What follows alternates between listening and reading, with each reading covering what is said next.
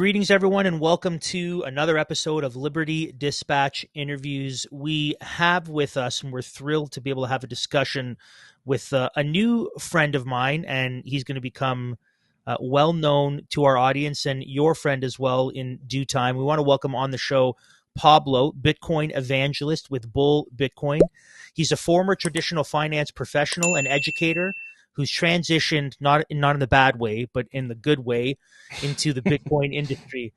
Just wanted to make sure you're a good looking guy. I didn't want to confuse anyone. It's a good kind of transition. I now identify as a Bitcoiner in all Yes, circles.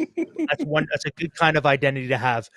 He currently represents Bull Bitcoin, like I said, a Canadian Bitcoin exchange. Obviously, if you follow our show, you're familiar with Bull Bitcoin, and if you've just stumbled onto us, then you're going to be well familiar with Bull Bitcoin by the time we're done.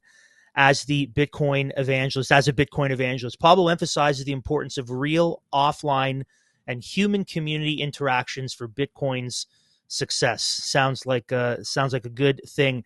His contributions to educational frameworks have been recognized by peers, with one noting the insightful and hands-on methods he employs to explain Bitcoin concepts, something that you are going to very quickly grow to appreciate about Pablo. It's great to have you on the show. Thanks for joining us. Thanks, gentlemen. Thanks for your time. It's nice to finally be on the show, and looking forward to our conversations. Yeah, man. Good to meet you. So whenever I talk to people about Bitcoin, especially people who aren't just dabbling or curious or learning, like people who understand and people who are in with Bitcoin, there's always a story. There's always something. There's a switch that got flipped. There's a light that went on. There's some point where they realize this isn't just a little bit of a hobby, but rather this is something to seriously consider, to talk to people about, to evangelize, as you would use the word, but to tell people, listen, this isn't just a side thing. This is something we need to consider and move into. So with that in mind, at least that's been my experience with others. What is your story? When did that switch get flipped, and when did you become in with Bitcoin? It's always an interesting question, but the more that I think about it, the less I see it as just one event. There's lots of like metaphors that we use in Bitcoin. One related to Alice in Wonderland is like delving down what we call the rabbit hole, which is just where you get this insatiable desire to acquire as much knowledge as possible about Bitcoin. So that probably happened to me during the pandemic. But before then, there's like a switch that goes off, and you make like a conscious decision to opt into something different. And the metaphor that Bitcoin is used for that is what's called the orange pill, kind of referencing the Matrix. Take the red pill or the blue pill. You can choose to opt out, and Bitcoin is the financial way of opting out of what we see as the problems with society. So there were moments where, yes, I fell down the rabbit hole. There were moments where, yes, I took the orange pill, I suppose. But for me, it's been like a series of events dating a long, long, long way back. Like the more I explain my story, the more I realize it actually goes way back further than I thought, to like, just like questioning rules at high school, or getting my first job in a call center, and experiencing friends who went bankrupt. There's just been like there's been loads of micro events rather than one big one that's kind of pushed me towards where I am now. And I think the final kind of stage of this, the orange pill, the rabbit hole, and then the evangelism part, which is an odd title I give it, but I can't think of any better way to describe it. It's more than just education for passing a test and an evaluation and a certificate. It's spreading some type of message and a good news that things have been fixed, and that's kind of like an internal transformation. Instead of consuming all of the information for yourself, you eventually want to start to tell other people about it, because it's necessary for this new financial ecosystem to exist, is that people participate in it. So there's been lots of events throughout my childhood and teenage years of rebellion and punk music and all this stuff. There's been traveling the world, learning languages, becoming a teacher. There's been working in finance and call centers. There's been COVID. There's been friends. There's been faith as well there. Just seeing how the church engages and fosters community as well is inspiring in the work I do. So loads of mini events, basically. Yeah, the I told you every Lord. answer would be a little bit more complicated, but it is. The more I talk about it, the more I find there's a lot of detail to my story. Yeah, and you can see the providential events that took place along the way that kind of shaped you to where you are now. So I think that's very helpful and very insightful. So a part of your orange pill experience, I'm sure, is realizing the sorry state of fiat money. That's kind of gotta be the ground level for a lot of people getting into Bitcoin. Maybe some people are intrigued by, thinking of it as some sort of get rich quick scheme, right? Get in, get your money, get out type of stuff. But for people like yourself, for bull Bitcoin, I know. I mean, it's on our shirts. A part of what you guys are trying to do is pronounce the bad news, which is the current state of fiat money and how horrible that is, in order to pronounce the good news that it doesn't have to be this way. Money does not have to be paper notes that have absolutely no value and they're completely fiduciary. So maybe let's hit that switch for some people. Maybe some people haven't ever been presented with the idea that what they call money is not much of anything. And maybe they need to come to understand just how bad things are with our current fiat system so they can understand why Bitcoin presents Bitcoin as a serious alternative to the fiat system. Yeah.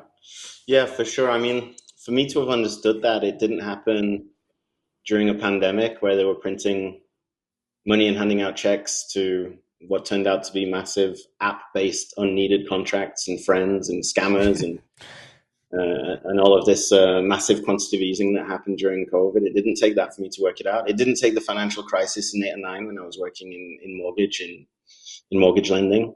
It didn't take that either. I think innately we all know it's like something that we all agree upon, but we don't really talk about because we know everyone agrees upon it, which is that the money's broken. And money breaks people as well. You know, we have this rat race culture and this slave to the wage culture, and these expressions like time is money, and but if the money's broken, then your time gets broken with it, and slave to the wage, and all of these terms which are just kind of built up around money. And it's become more and more apparent as I've learned more and more into the why is money broken, how is it broken, and Bitcoin acts as a mirror. In fact, I learned about Bitcoin first because it was cool. It was more than just, as you were saying, like an investment. You put money in, you cross your fingers, hold on for dear life, and hope you make a good return. Bitcoin for me was always a bit of a cultural movement or a counterculture movement, which is something that again went back to me being a teenager listening to punk music. I knew through the Clash and the Dead Kennedys and stuff like that there were things going on that back then I felt I couldn't control. I couldn't opt out of either. You know, like I was always a bit too scared to just drop out of high school and just be a punk and just live off the streets skating and, you know, just got your leather jacket and that's it. I always admired those guys though, because they did really opt out in a very extreme way. But the good news, this is why I do like this kind of approach. Because I got so far into just lack of hope that, you know, I went into finance and started working different jobs, being like, well, if you can't beat them, might as well join them. But it just eroded my soul twice. I went into finance and left, and then went into teaching and went back into finance again. And each time I was like, no, this is not moral. This is not like, it doesn't sit deep within me. It doesn't sit well. So I was always struggling to, well, how do you change something that's around us? It's like goldfish talking about water, right? It's all around them. There's not a lot of point. But until Bitcoin came along, there wasn't that alternative. So for me, it's not really an investment. It's an opt out of the things that I find immoral, which is the monetary system. And for people watching this, like I always say I'm a generalist. I'm not a specialist. I never studied economics. I don't have any master's or doctor's degrees in any of this. But we do know that money at the moment, especially the Canadian dollar, like even at the time of recording this right now, the Canadian dollar is the worst place you want to put any of your time or energy.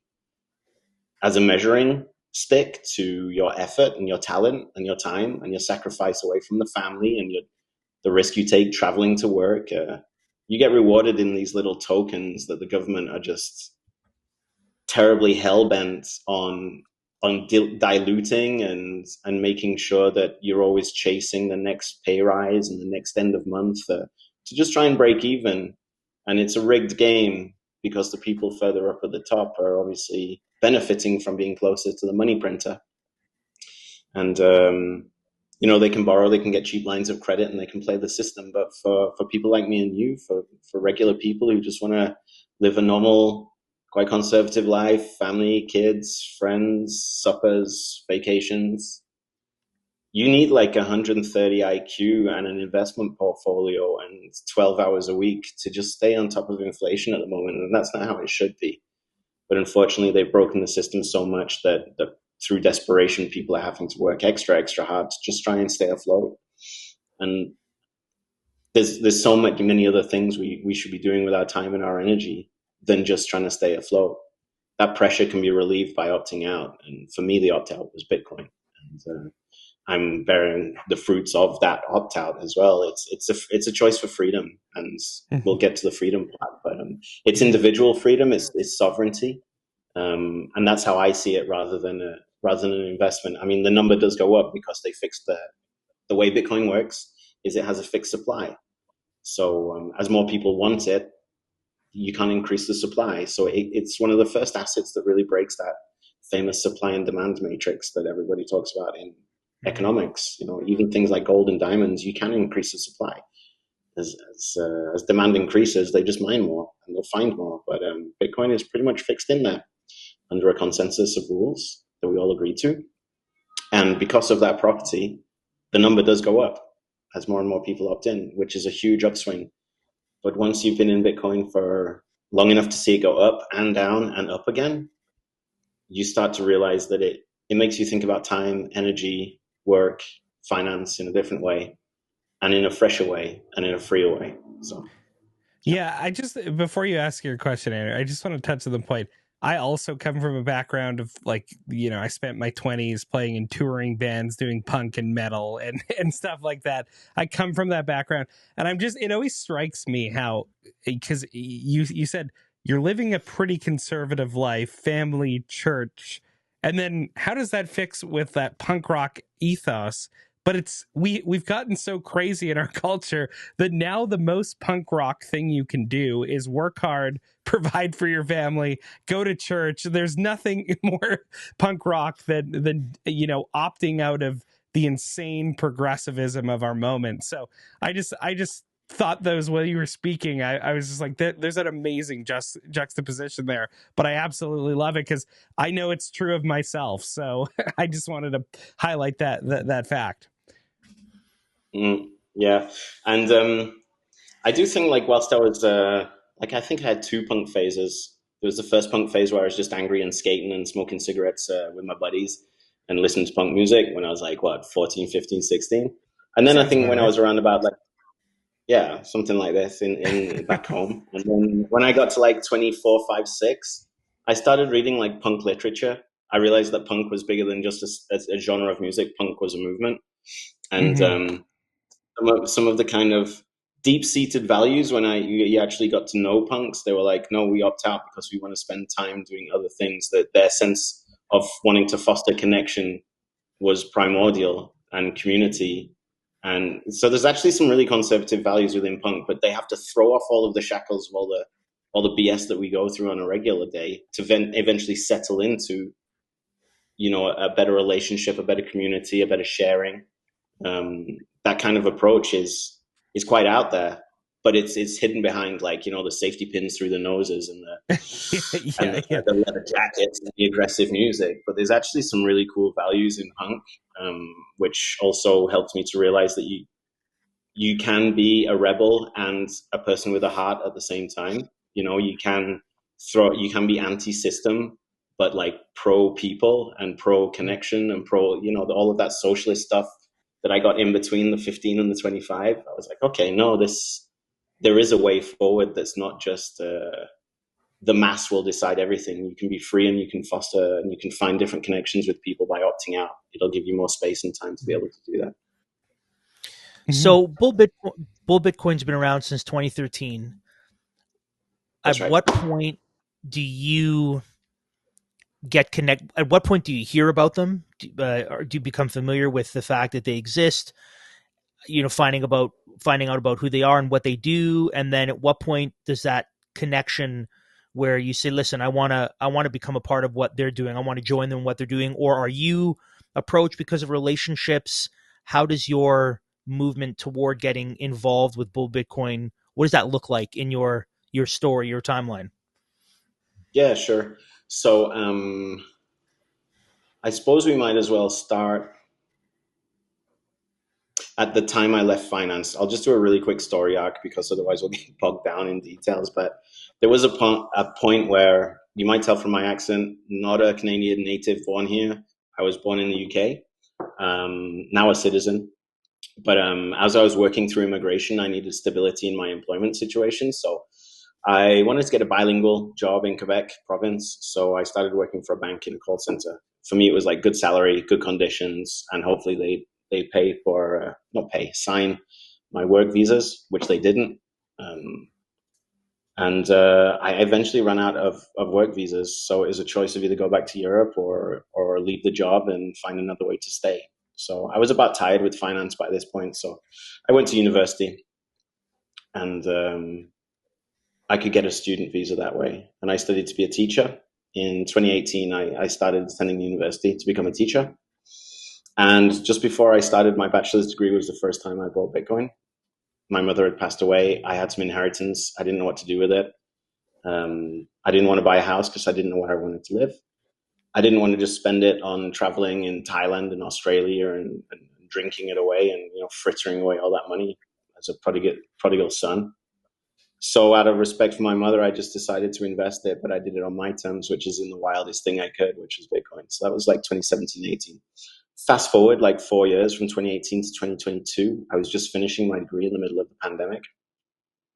And it just awakened all of this frustration with centralized systems. We weren't allowed to question authority. We lost sovereignty of a lot of aspects of our lives that I thought as an immigrant to Canada were part of a fundamental constitution and Bill of Human Rights. But hey, turns out they were just promises like the money they offer us. So I was really frustrated with that. So I decided to, unfortunately, after graduating as a teacher, not teach. I wanted a work from home job, and I started working for a cryptocurrency exchange in the United States. And it was around about that time that I actually wanted to sell some of my Bitcoin. A lot of people think like an exchange, a Bitcoin exchange like Bull Bitcoin is to buy Bitcoin. But in fact, what brought me to Bull Bitcoin was their system, which is called bills. So I could sell Bitcoin by sending it from myself to Bull Bitcoin, and then they move it over to pay different bills. So I could pay my phone bill with Bitcoin. I could pay my rent via Interact by sending my landlord some cash, which had been converted from Bitcoin. So this was my first discovery of Bull Bitcoin. I was like, okay, like these guys are helping me exist without a bank account, essentially. Like I looked at it, I got Bitcoin. I can buy some more with any funds I receive, and I can sell some with any Bitcoin I have. So I was like, okay, this is really cool as a system. So I used Bull Bitcoin for a while, and I started working in this cryptocurrency exchange. But then that's when the culture part kind of came in. As soon as mandates were lifted and we could hang out again, first thing I wanted to do at this point was go to Bitcoin meetups, and that's where I met the Bull Bitcoin team. I was volunteering. I was super passionate. I was just really wanting to immerse myself in Bitcoin, the culture, the people, the technology. And the Bull Bitcoin guys saw me and were like, hey, you want to work for us? And I just quit my job right there and moved over to Bull Bitcoin because I knew they're a Bitcoin only company. I knew they'd been very important in the space since 2013. I'd been following their founder, Francis Pouliot, who's a key player in the Bitcoin community. Their culture, their attitude, their approach, their team, their people was totally different from the cryptocurrency exchange I was working at. So it was night and day. And I chose to step towards the light. and it's been about a year and a half now that I'm working for Bull Bitcoin. So enjoying it. Started just doing customer service, but eventually the company's growing, and we're very happy with that. So it enabled me to move into a role that I created myself, which is Bitcoin evangelist. So I'm taking the teaching skills that I had acquired and finally getting to use them, but on my terms, which is really empowering and really badass, and I thank Bull for that. Awesome, man. Well, that's wonderful. So maybe it's because you've made this distinction, so it's come up naturally. And we've talked about it with Francis, and as we're talking about Bull Bitcoin, who's been a real help and a sponsor of us for a long time. Why Bitcoin and why not crypto? Help people understand that, right? Because I think for a lot of people, they want to get into the crypto space, the crypto market, but you guys are very intentionally Bitcoin only. So take us through why that mindset as far as Bull Bitcoin's concerned. Yeah, it's a good one to get into. The Bitcoin only part is a very key part. And unfortunately, everything that's new and shiny attracts a lot of eyeballs. But this is a new asset class that a lot of people don't understand. I myself, I'm not a programmer. I read as much as I can about Bitcoin, but there are nuances that I don't understand. But what all Bitcoiners do agree on are some of the kind of founding principles of Bitcoin. So it's decentralized nature, which means that anybody can participate equally. It's accessible to everybody. And that doesn't just mean holding some and buying some and selling some. But if you want to help verify transactions by running a computer node, you can do that. If you want to help with securing the network via mining, you can do that. It's an open buffet, essentially, Bitcoin. Anybody's welcome to take a seat at the table, and we can all participate. So that's one of the key principles. Another one is its fixed supply of 21 million. So this is a set of rules that people play by. The analogy I use is it's like chess. Bitcoin's like chess. I mean, you can play different games, but chess has a set agreement of rules, and you can go across the world and play chess quite easily with different people, and it's rules without rulers. So those set of rules are very important as a second kind of reason. And a third kind of reason would be just the kind of size and the stability and the security of the network, because Bitcoin's two things. Bitcoin's the token that runs across from sender to receiver. It's something that you can send and receive, but it's also a network, like the internet is a network, or the postal service is a network. So the network and the way it's been designed are extremely resilient to attack, which is, if you're going to transact large amounts on here and kind of save money on that, you want it to be as resilient as possible. So those are kind of the three main reasons. It's open source, fixed supply, 21 million, and the network is the strongest network out there. Now, if we just turn the page and look at the crypto side of things, new and shiny, which usually attracts a lot of attention. There's a lot of people out there who tend to think that Bitcoin won't succeed because it's the first. People use MySpace and Facebook as an analogy for that. But it's not about hype. It's to do with stability.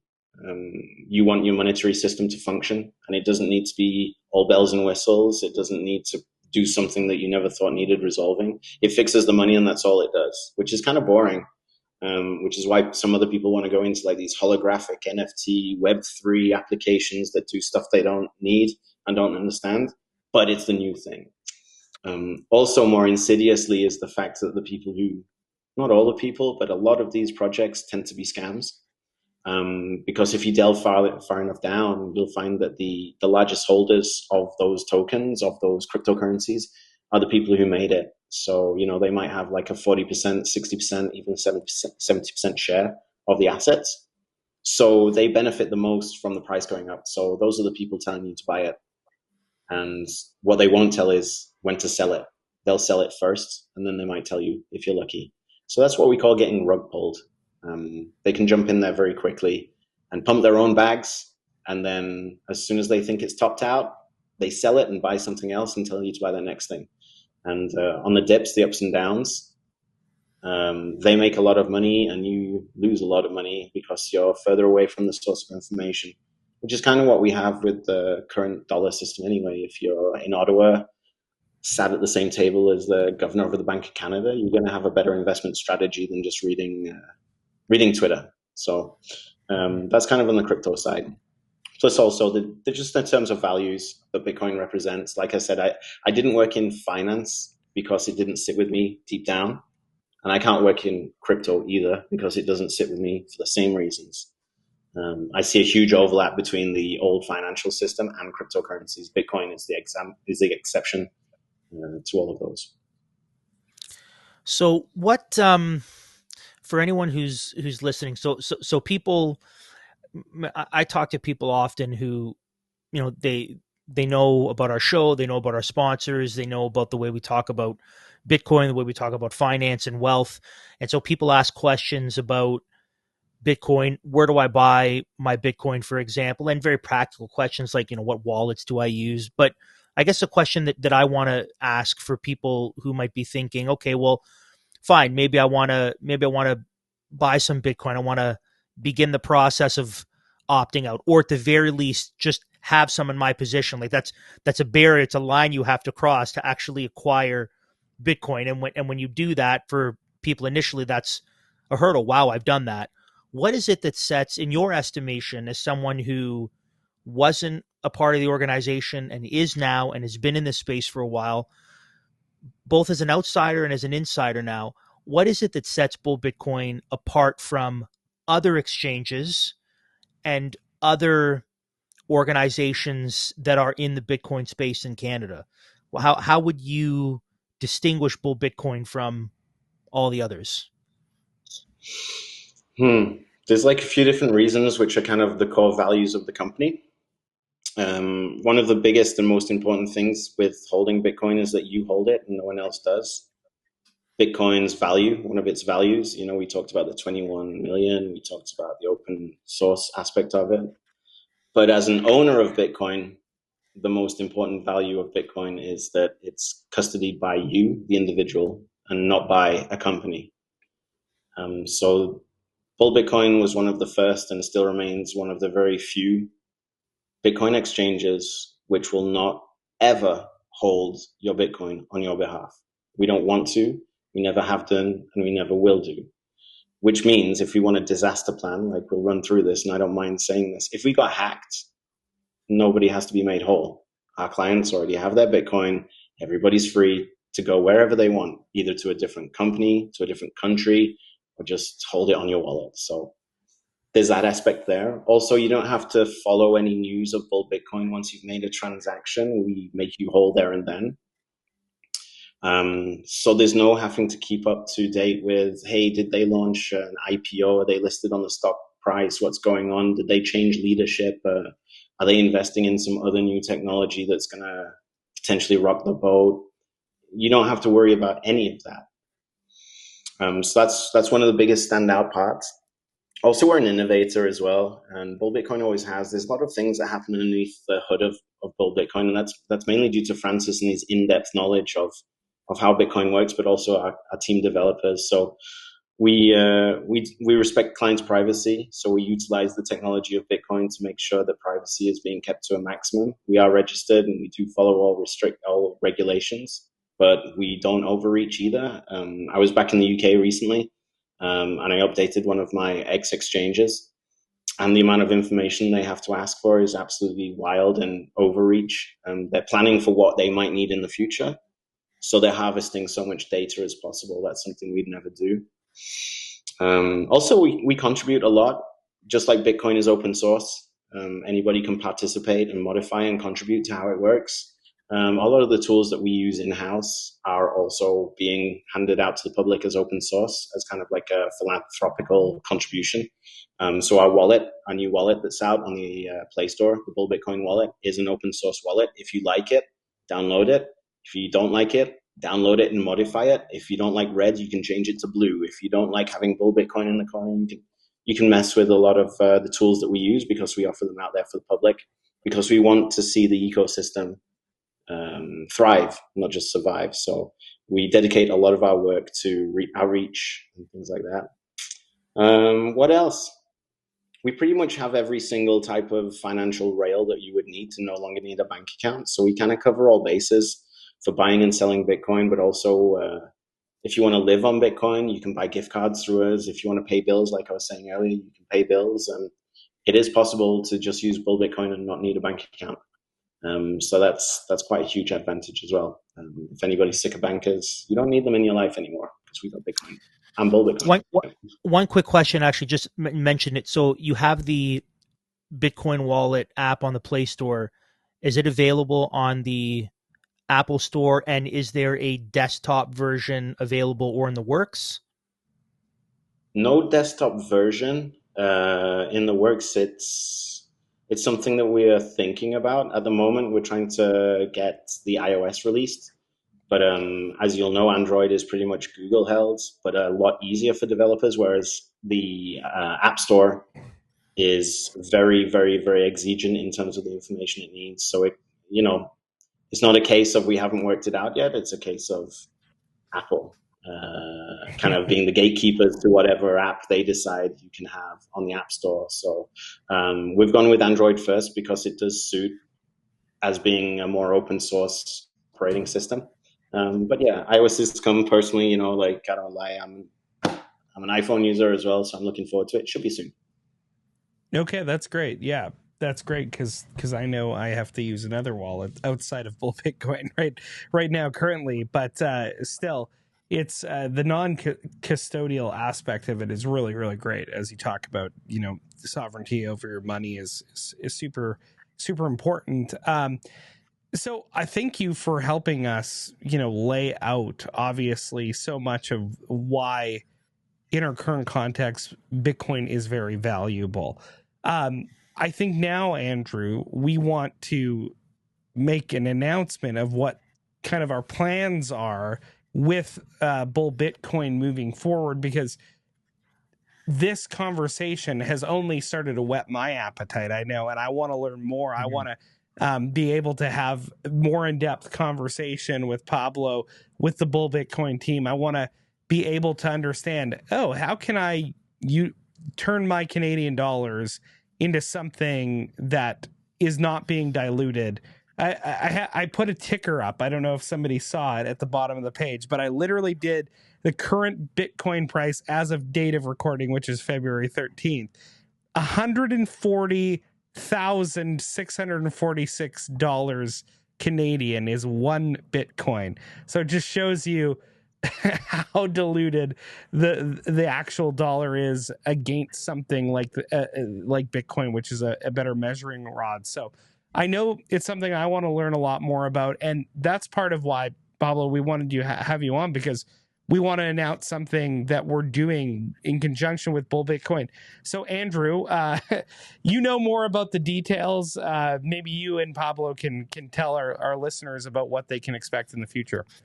Yeah, so Bull Bitcoin is not our first, but I'm pretty sure our second sponsor and the second organization we've had a relationship with here on Liberty Dispatch. Anecdotally, I remember the first conversation I had with two of the Bull Bitcoin guys. I was sitting in my car in front of a laundromat, and I called them up because I said, hey, I'd love to talk about a relationship with you guys, because we are about people's freedom and their security and their privacy, and this financial world collapsing around us. And so the initial conversation I had with these two guys on the phone had everything to do with pulling their kids out of public school and and seeing the folly of so much of the institutional systems in our country. And I was amazed at the like-mindedness. I mean, that first conversation, it was a little bit business, but a lot of that conversation was just see similar values, similar cultural, social values between me and between the guys who work for Bull Bitcoin. And I knew this is a good thing. This is not just guys who want to partner with us, but this is guys who see family, who see culture, see the world in very similar ways, which is why we've operated the way that we have. So it's been a really key partnership for that reason. And so one of the things that we're excited to bring to our audience is we've been chatting, Pablo and the other Bull Bitcoin guys and I have been chatting for a while now, is that we are pleased, we're excited to bring you, and we're gonna launch these toward the end of April, our Liberty Dispatch Bitcoin workshop series. So we'll have more details coming out in the days ahead, but essentially our plan, we're going to do 3 Fridays: Friday, April the 18th, Friday, April 25th, and Friday, May the 2nd. Those 3 Fridays at 9 p.m. Eastern time. So for those of you who are in Eastern or Central time, the kids have gone to bed. And for those of you who are on the West Coast, well, the kids are about to go to bed. You're just finishing up dinner. So hopefully it works for everyone. And our plan is we will be offering roughly 30-minute, very, very tight, succinct, and information-packed workshops, which will also include in them some interaction, the ability to take Q&As, lots of helpful information. Pablo will be running those workshops, and we will be there hosting, welcoming. Some of the things that you're going to want to know now, at least, is that these workshops will be free to attend for our audience. We will have specific links and information for you coming in the days ahead, but it's free for you to attend as a member of our audience. It's not going to be something that we're just going to be spreading for the whole world to know, but this is for you. This is for our people who are like-minded, who support Bull Bitcoin. That's one thing. The second thing is the plan will also be to record these. If for whatever reason you can't make it, something comes up, we don't want to limit your access to the workshop and the informations, but we want to have it out there so people can learn from it, so people can be informed. That's another thing. And the third thing is the plan after this initial series of 3 is to then have a little bit of a break and then, Lord willing, launch a second 3-part series that focuses a little more specifically for various people depending on their needs or their businesses or how it is that they desire to utilize Bitcoin for maximum prosperity, freedom, and success. So, Pablo, why don't you kind of walk us through briefly the 3 sessions that we will be doing, the 3 workshop sessions that we'll be doing on those 3 Friday nights, to kind of let our audience know what they can be excited about. Sure, absolutely. Yeah. Really excited about this. It's something that I've done in the past, different types of workshops, but we're going to really bring something together that's quite tailored for you guys out there listening to Liberty Dispatch. And just before we jump in, I want to let you know, we saw the price of 1 Bitcoin down there at the bottom. If you're thinking, oh, well, I don't have that much money to buy 1 Bitcoin, there's something we call unit bias. You can buy fractions of Bitcoin. We're going to demystify a lot of things that you might think you know. We're going to jump into building up a good knowledge of Bitcoin, not just the how do you acquire it, but why should you acquire it, and the planning that is involved in this type of move to opt out of the current Canadian dollar, fiat-based, Ottawa-decided, broken money system. I want to make sure that by the end of these 3 sessions, you have a good idea on why you should be buying Bitcoin, how you should be buying Bitcoin, and how you can then hold Bitcoin as an asset securely and safely so that you don't need anybody else to rely upon. You become self-sovereign financially. So we're going to break these down into pretty much the 3 first sessions, as Andrew just mentioned. We're going to start straight away with some of the kind of the ideological, theoretical approach, which is Bitcoin for freedom. Ever since Bitcoin was used during the Freedom Convoy out in Ottawa, we could really taste and see the value purpose of Bitcoin being all of these beautiful things, but specifically, it's a tool for freedom. So we're going to look at how it can increase your freedom and decrease your reliance upon broken systems. That'll be the first session. The second session, once we've kind of whetted some appetite about the freedom aspect of Bitcoin, we'll look back at some fundamentals. I've mentioned some stuff on this podcast that may be familiar, but also might be jargon to you. So we're going to break some of that down and just really start at a grassroots level of what is Bitcoin, how does it work, when was it created, how has it become what it is today. So we'll trace that through in the second session, Bitcoin 101. And then the third session that I'd like to cover is something we called how to hodl, which is a Bitcoiner jargon word. that we use for how to hold Bitcoin. This is kind of like the final step that you'd need to be able to safely secure Bitcoin, so you can save it for a rainy day, so you could afford projects in the future, or you could even inherit it to your children as part of like some estate planning as well. So there's lots of different reasons why it's important to hold Bitcoin over a long time period. But if we're holding it for a long time, we need to make sure it's safe. So that's my third one. So we'll do Bitcoin for freedom, Bitcoin 101, and how to hold Bitcoin.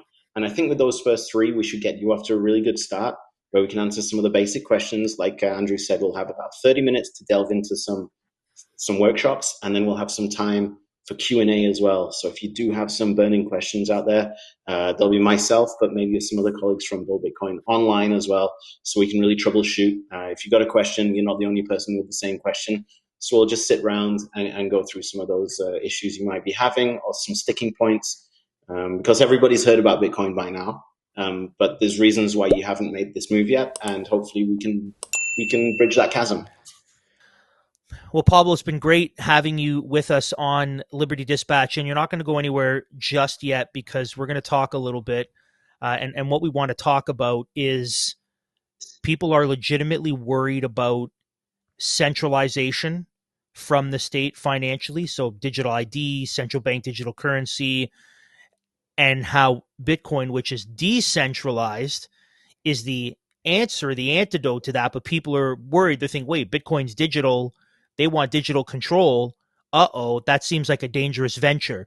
So that's a legitimate question people have. And we're going to talk just a little bit about that, not too much, but this is going to be for people who are paid subscribers. So if you're that person, especially, and you're thinking, yeah, I am curious to know. I like the idea of Bitcoin, but I don't like the idea of the whole digital thing. I want to totally de-digitize. Then you need to head over to ldcanada.substack.com, become a paid subscriber monthly, $10 a month, $100 a year, and then you will have access to the full interview and the rest of the discussion. And 4-hour workshops. What you need to know right now is information will be coming out very soon. We've already given you the days. So it's Friday, April 18, 25, and May 2nd, 9 p.m. Eastern time. But links and information will be coming out soon. What you definitely need to do is you need to go to mission.bullbitcoin.com/dispatch. And that's where you're going to go buy your Bitcoin. That's where you're going to find out more about Bull Bitcoin. That's where you are going to get connected with them. So mission.bullbitcoin.com/dispatch. We'll see some of you now behind the paywall. Liberty Dispatch has been brought to you by SDG Media. If you want to stay in touch with us and all things Liberty Dispatch, join our email list, or support the show, head over to ldcanada.substack.com.